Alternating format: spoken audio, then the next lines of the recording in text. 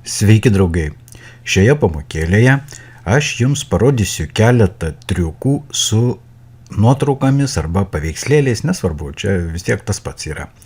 Ir šitą dalyką, ką jūs dabar pamatysite, galite labai sėkmingai panaudoti, sakykime, kad ir klipų kūryboje. Bet ne vien tai.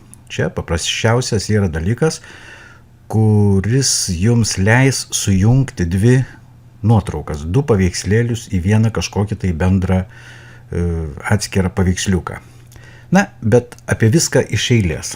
Štai aš jums dabar parodysiu du paveikslėlius. Štai yra vienas paveikslėlis. Va, aš jį uždarau. Ir štai yra kitas paveikslėlis. Aš jį taip pat dabar uždarau.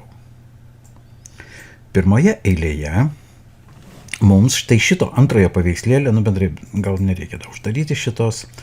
Šitą paveikslėlį, norint įkelti į aną pirmąjį paveikslėlį, mums reikia nuimti šitą baltą foną. Va. Įsivaizduojate, kad jeigu mes dabar paimtumėme žirkles ir šitą mergytę apkirptumėm, va, viską gražiai apkarpom ir liktų tik tai mergytė, o to balto fono jo neliktų. Tai mums reikalinga ta mergina, o šito balto nereikia. Tam tikslui, žinoma, yra labai daug visokių priemonių, visokių programų. Aišku, jeigu jūs esat dar tik tai pradedantieji, tai apie tokią galingą programą kaip Photoshopas, žinoma, tik tai pasvajoti, tačiau ant Photoshopo, kaip sakant, dar visas pasaulis nesibaigia. Todėl aš jums parodysiu labai įdomius kelis servisus ir mes be vargo visą šitą darbą to jau atliksime. Taigi, draugai, atsidarykite naršyklę, nesvarbu, ten Google Chrome, ką jūs naudojate, Mozilla Firefox'ą ir štai nusikopijuokite va šitokį adresą pixlr.com. Na, va, aš tiesiog paimu, nukopijuoju šitą adresą. Kopijuoti. Ir, kaip ir minėjau, atsidarau savo internetinę naršyklę. Man labiau pridūšęs yra Mozilla Firefox'as. Ir štai čia į paieškos langelį aš tiesiog įmetu va šitą. Ir štai pirmą nuorodą pixlr.com. Va jinai. Photo Editor Online. Spaudžiam kairiuoju pelės mygtuku nuorodą.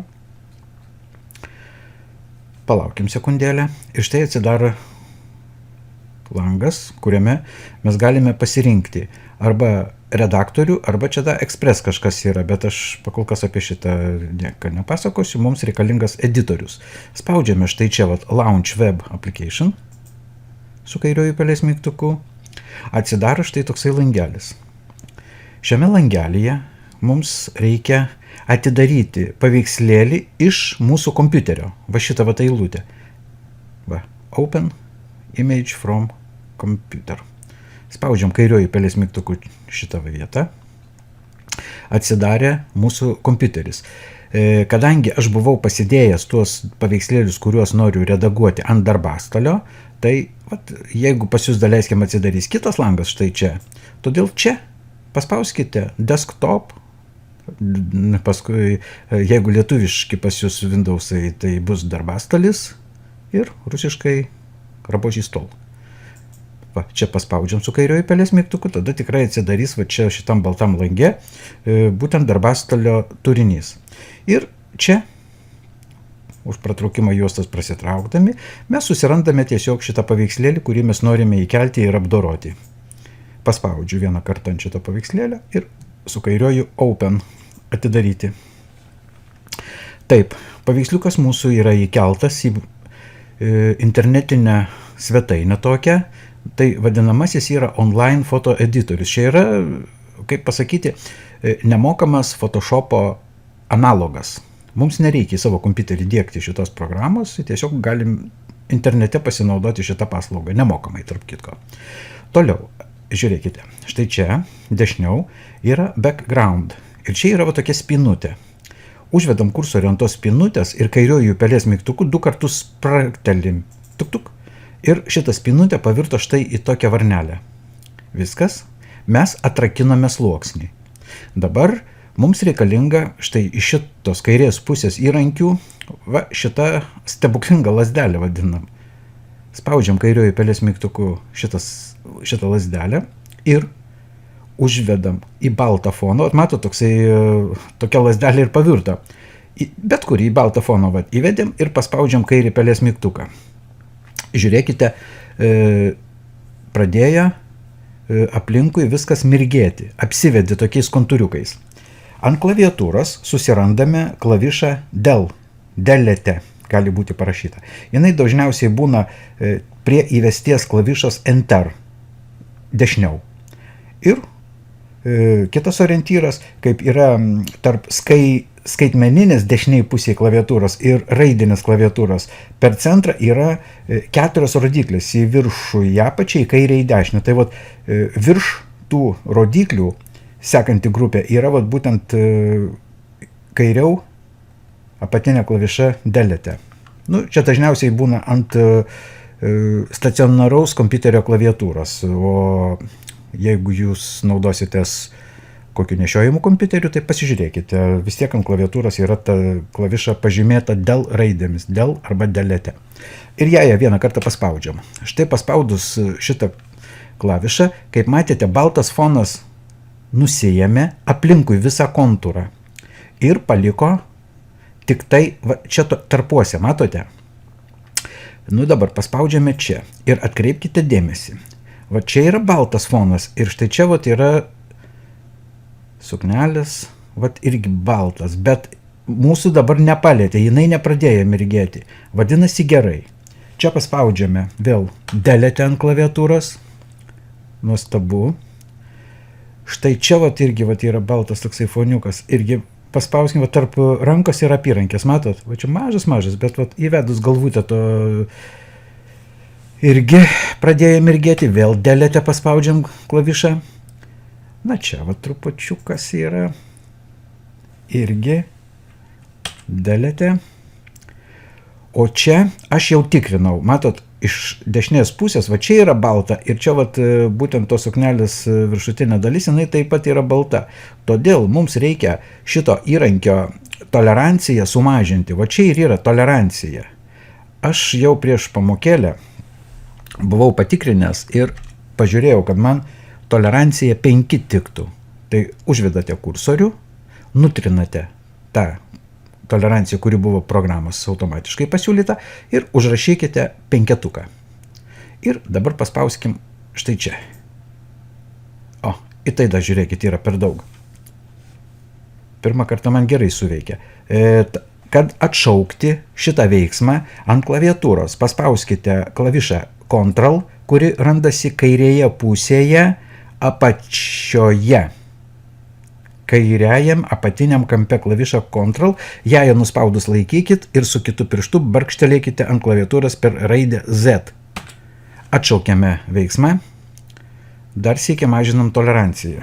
Sakykim dabar iki 3. Ir dar kartelį. Paspauskim čia. 3 per mažai. Padidinkim iki 4. 4 tiko. Spaudžiam ant klaviatūros Delete. Ir atrodo būtų viskas. Ai ne, čia dar žiūrėkit yra . Čia galima toleranciją pasididinti. Čia pasididinkim toleranciją, nes tarkim 10 palikim. Čia tiesiog eksperimentą keliu. Dabar gražiai matosi, kad kontūriukas mirga aplinkui tą baltumą pilnai. Ir paspaudžiame Delete ant klaviatūros. Kiekvieną kartą į baltą foną įsivedam ir kai pradeda čia mirgėti tas baltumas ant klaviatūros, kiekvieną kartą spaudžiame Del klavišą. Viskas, draugai. Ir dabar belieka šitą paveikslėlį mums išsaugoti PNG formate. Pakol kas nesukite savo galvos dėl tų formatų, nesvarbu. Yra štai čia. File. Paspaudžiam kairiuoju pelės mygtuku. Užvedame ant eilutės Save. Vėl kairiuoju pelės mygtuku. Štai čia mes turime pasirinkti būtent tą formatą, kuriame saugosime. Pagal nutylėjimą mums siūlo JPEG formate, tačiau mums reikia PNG. PNG formatas, tarp kitko, ir yra tas formatas, kuris nuima štai šitą aplinkui foną. Todėl čia išskleidžiame šitą trikampiuką dantuką ir parinkame formatą PNG. Su kairiuoju pelės mygtuku, būtent per PNG eilutę spustelėkim vieną kartą. Taip, čia yra PNG ir paspaudžiame OK. Toliau. Programa siūlo vardą tokį, kokiu mes tą originalą paveikslėlį įsikeliam, bet originalas mūsų buvo JPG formato, o čia PNG, todėl vardą galima nekeisti, jie tarpusavyje nesipjaus. Viską paliekam kaip yra ir paspaudžiame Save mygtuką. Va čia, kairiuoju pelės mygtuku. Save. Puiku. Numetame programą į apačią ir pažiūrime. Štai, taip ir yra. Mes turime šitą paveikslėlį PNG formato, o šitas yra JPG, originalas. Tiesiog matote, net ir ant monitoriaus, aš jos biškį į vidurį ištrauksiu. Žiūrėkit, apie šitą paveikslėlį yra baltas fonas, o čia šito fono jūs nematote. Nėra, jisai išsijėmė. Mums šito efekto ir reikėjo. Puiku. Dabar atsidarome kitą nemokamą programą. Ją iš tikrųjų galima susiinstaliuoti į savo kompiuterį, atsisiųsti ir susiinstaliuoti. Vadinasi, šita programa PhotoMix. Šitos programos galimybės yra kur kas didelesnės, negu aš dabar šioje prezentacijoje jums parodysiu. Bet aš konkrečiai norėjau parodyti tik tais, kaip sumiksuoti du paveikslėlius ir skirtumus tarp JPG ir PNG formatų. Na kągi, dėmesio. Spaudžiame Novai projektų. Tiesa, šita programa, jinai turi keliariopus interfeisus. Aš pasirinkęs esu rusišką, kadangi man tai patogiau yra, o yra dar ir angliškas. Na, lietuvių žinoma nėra. Spaudžiame naujas projektas. Fonas, būtinai paspaudžiam, kad šitas langelis būtų aktyvus, jisai išsiskiria pagal spalvą, kaip matote. Ir tiesiog, kadangi programa pas mane yra dabar suskleista, mažesnio gabarito, ir aš puikiai matau, kas pas mane ant darbastolio yra. Belieka šitą foną, šitą paveiksliuką, matot, kurį aš pirmais jums rodžiau, tą vandenyną, ir jį tiesiog su kairiuoju pelės mygtuku užspaudęs atnešu į programos langą ir paleidžiu. Taip, paveiksliukas įsikėlė mums į programą. Toliau, čia spaudžiame sekančią knopkutę. Čia periodiniai plan. Paspaudžiau ir dabar šitą PNG formato paveikslėlį pernešame čia. Ir dabar žiūrėkit, aš atnešiu abu paveikslėlius, kad jūs pamatytumėte, koks yra skirtumas. Kompozicija, žiūrėkit, šitą paveiksliuką patraukiu ir šitą patraukiu. Matote? Dėl ko mes nuėmėme internetinėme tame servise baltą foną. Todėl, kad su baltu fonu jinai ir užsidėjo ant to paveiksliuką. Tai visiškai nėra profesionalus dalykas, kaip matote. Mes šitaip nepadarysime jokio fotomontažo. Čia iš karto akivaizdi chaltūra gaunasi. O šitas, matot, jeigu tarp rankų mes iškirpom tą foną, balto nieko nėra. Čia kas yra balta, tas paliko pas mus skaidrų, permatoma, taip kaip per stiklą. Ir todėl viskas matosi toliau, tarp rankų matosi vandenynas. Mums būtent šito varianto ir reikia. Grįžtam į periodinį plan. Šitas atrodo buvo paveikslėlis, aš jį ištrinsiu. Taip, vėl kompozicija. Paliko šitas mūsų paveiksliukas. Toliau, įvedus, matot, kada jisai yra aktyvus, ką mes su juo galim padaryti? Įvedam į kairę, šitą į centrą, šitą kursoriuką kryžiukas, matot, užspaudžiam kairį pelės mygtuką ir mes galim šitą paveiksliuką nešioti po visą vietą, kur tik tais norim, ten mes jį pastatysim. Bet dabar atkreipkite dėmesį, mūsų paveiksliukas buvo pagal kojas nukirptas. Tai kaip jūs galvojat, kur jį realiai būtų galima pastatyti? Šitaip reikėtų jį statyti apačioj, kad, kaip sakant, taip lygtai fotoaparatas taip nukirpo, kad jūs paveikslavot ir kojų nepaėmėt. Matot, čia tokia optinė apgaulė. Ką, tarp kitko, dar galima su šito paveikslėliu padaryti? Čia yra S raidytė. Jeigu mes ant klaviatūros užspausime Shift klavišą, kuri randasi irgi kairėje pusėje, bet ne pati apatinė kampinė, bet per vieną į viršų. Kartais būna Shift parašyta, kartais būna tokia rodiklė į viršų nupiešta. Paspaudus šitą klavišą ir ją laikant, mes tuomet galim šitą S raidytę užvedę patampyti. Suprantat? Ką tas duoda? Shifto nuspaudimas ir tempiant šitą mums neiškraipo proporcijų, nes mes dabar, jeigu be shifto, mes realiai galėtumėme patraukti už S ir ją išplėsti į plotį. Padarysim ne 90, 60 ir 90, bet galim padaryti metras 80 ant 5 metrų. Supratot mintį, ne? Tai kad išlaikyti proporcijas yra Shift klavišas nuspaudžiamas. Čia yra mastelis 1:1, o šitą R raidę, realiai mes galime paimti, o šitaip dar bet kurį paveiksliuką ir pavartyti. Šita funkcija taip pat yra, sakyčiau, visiems labai įdomi. Dabar aš jau čia pajudinau. Aha. Opa. Aš sukau tol, kol nulis skaičiukai čia, matėte, kaitaliojasi, mums reikėjo 0 padaryti, 0 laipsnių nuokrypis. Ir gerai, dabar žiūrėkit, tiesiog paimam paveikslėlį, aš jį čia į kampuką atnešu. Dėl ko aš jį atnešiau į kampuką? Vėlgi dėl optinės apgaulės. Suprantat, pasižiūrėkit irgi jūs į tokius įdomius reiškinius. Stovi valtis. Saulė vadinasi ten iš dešinės pusės ir yra šešėlis.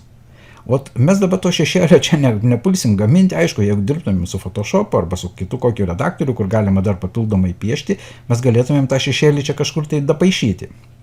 Bet kadangi mes tą mergaičiukę įkonstravom štai čia į kampuką, tai praktiškai galim teigti, kad kaip tik šešėlis jisai iš matomumo zonos yra dingęs. Todėl čia skaitau labai gerai. Ir jinai žiūri kažkur tai į valtį, kažkur tai ten į tos kalnus, Ir kągis, viskas, kompoziciją mes atlikome, belieka mums paspausti klavišą Finish. Paspaudžiame Finish klavišą ir žiūrėkite, mes gavome jau kaip ir gatavą tokį paveiksliuką. Tačiau dar grįžtame į kompoziciją ir kad truputėlį sušvelninti tą apkirpimą, matot, tie kontūrai, jie dabar tiesiog yra antiek ryškus ir akį rėžiantys, todėl čia yra tokie įrankiai, Uvedanija Krajov. Šitas pirmas šliaužikliukas, čiut jį reikėtų patempti į 4, 5, 6. Žiūrėkit, aš kuo daugiau jį traukiu į dešinę, tuo jis labiau blukina. Jisai blukina visus tos kontūrus, tiesiog galim, sakau, pastatyti į kokią, kiek čia mes, kokius 3, 4, 5, ir užtenka. Ant 5. O kur gavoja Uvedanija, tai čia žiūrėkit, yra tiesiog gali tokia kaip vinjetę padaryti iš šonų, jisai ją blukina. Tarp kitko, ant kitų paveikslėlių tas efektas yra labai įdomus, labai padedantis, bet šiuo atveju jisai netinka. Ir prozračnos, čia kaip suprantat, yra skaidrumas, galim mes tiesiog ją iki 100% neskaidri ir, žiūrėkit, pabiški atsiranda. Šitas efektas taip pat yra įdomus, jungiant keletą paveikslėlių, kartais tikrai gali būti įdomu. Bet šiuo atveju mums reikalingas 100% matomumas, nes vis tiek čia toks vaizdas, kaip lygtai su fotoaparatu būtų paveiksluota. Viskas. Tai šiuo atveju mes tik tai čiut pakraštukus prablukinom, kad neliktų to tokio ryškaus kontūro. Ir spaudžiame Finish. Paspaudėme Finish. Čia belieka paskutinė mūsų knopkutė. Сохранить. Atkreipkite dėmesio, kad šitie du šliaužikliukai, размер рамки ir размер тени, būtų nustumti į kairėją pusę. Nes jeigu čia bus jie pastumti, uždės tam tikros spalvos aplinkui nuotrauką rėmelį. Tokį šešėlį dar priedu. Mums pakol kas to nereikia. Ir viskas. Spaudžiame Сохранить. Ir dabar vėlgi saugojam ant darbastalio desktop. O pavadinimą užduokim. Kokį. Čia jokie skirtumai yra 0,0 pavyzdžiui. Paskui 0,1, 0,2, 0,3. Aš taip vadinu, jeigu ypač darau kokį nors paveikslėlių rinkinį kažkokiam projektui, ten ar klipuką norint sukurti ar kažką tai. Arba tiesiog pavadinimą galite užrašyti bet kokį, tik tai, kai jisai būtų jums žinomas, prasmingas, kad pagal pavadinimą kažkaip galėtumėte atskirti, kas yra per paveikslėlis. Tačiau pageidautina, kad failo varde nebūtų daug žodžių ir nenaudokite lietuviškų simbolių. Mūsų specifinių turiu mintyje Ž, Č, nosinių, ilgųjų visų tų, supratote, ne? Tik tai lotyniškas šriftas, angliškas. Nu ir viskas. Ir paspaudžiame save. Ir dėmesio. Na va. Šitą programėlę mes patraukėme į šoną. Ir va dabar žiūrėkit, aš jums atidarau. Va. Aš jums atidarau mūsų šedevrą. Kaip matote, labai mažais įdėjimais. Kokiais mažais? Mums iš vis nieko nekainavo. Mums kainavo tiesiog kelios minutės mūsų laiko. Ką mes pasibovėjom, pažaidėm ir viskas. Ir mes gavome pakankamai realistinį paveiksliuką. Iš 2 padarėme 1. Ir pabandykite paneigti, kad tai yra neįdomu ir kad tai yra negražu. O tokiu principu jūs galite pasitvarkyti dar net ir savo kažkokią tai, sakyčiau, nuotraukų kolekciją ir panašiai. Ir dar vienas patarimas.